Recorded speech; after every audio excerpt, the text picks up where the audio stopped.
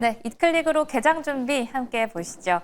오늘은 오랜만에 건설주 가지고 나왔습니다. 이제 좀 정책적인 기대감을 가져가 볼 수 있는 부분, 그리고 좀 관세와 무관하게 움직이지 않을까라고 생각되는 부분을 가지고 왔는데, 일단 간밤에 트럼프 대통령의 언급에 따라서 구리 가격이 좀 폭등을 해서요.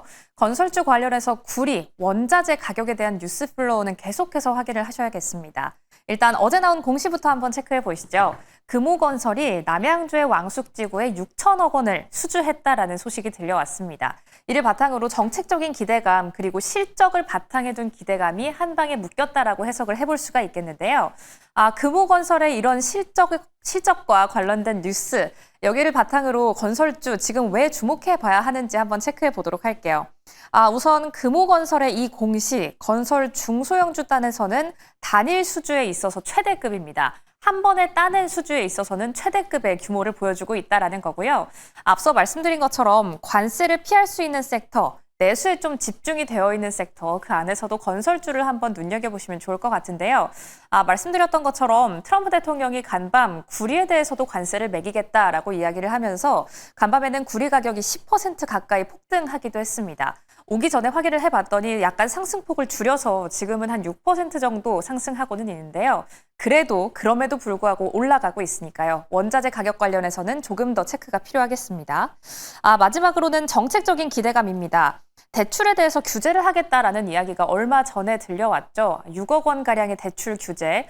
이에 따라서 좀 건설주의 향방이 막힐 것이냐, 제동이 걸릴 것이냐, 혹은 앞으로 주택 공급이 많아질 것이기 때문에 이런 드라이브 면에 있어서 조금 더 기대를 걸어봐야 할 것이냐로 의견이 좀 갈리고 있는데요. 그럼에도 불구하고 단일 수준은 역대급 규모를 따냈으니까요. 앞으로의 기대감도 좀 가져가 보도록 하겠습니다.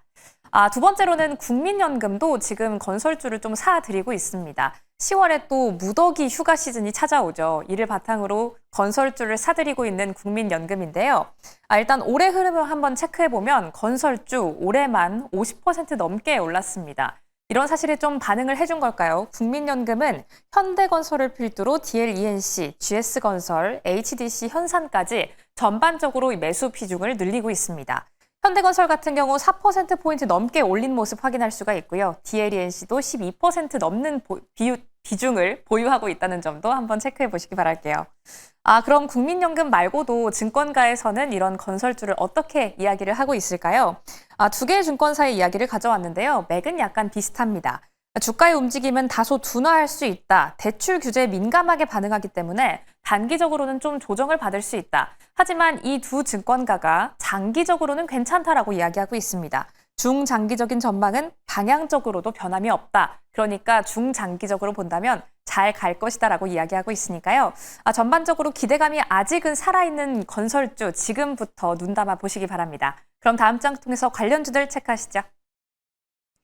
오늘도 12개 종목들 체크해 보겠습니다. 앞서 공시에 대해서 전해드렸던 금호건설 어제장에서는 2%대 상승폭 가져가고요.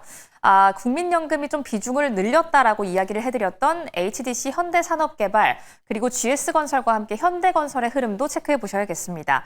어제장에서는 12개 종목들 가운데 계룡건설과 태영건설만이 파란불 유지하면서 장세 마감했네요. 건설주 짚어봤습니다.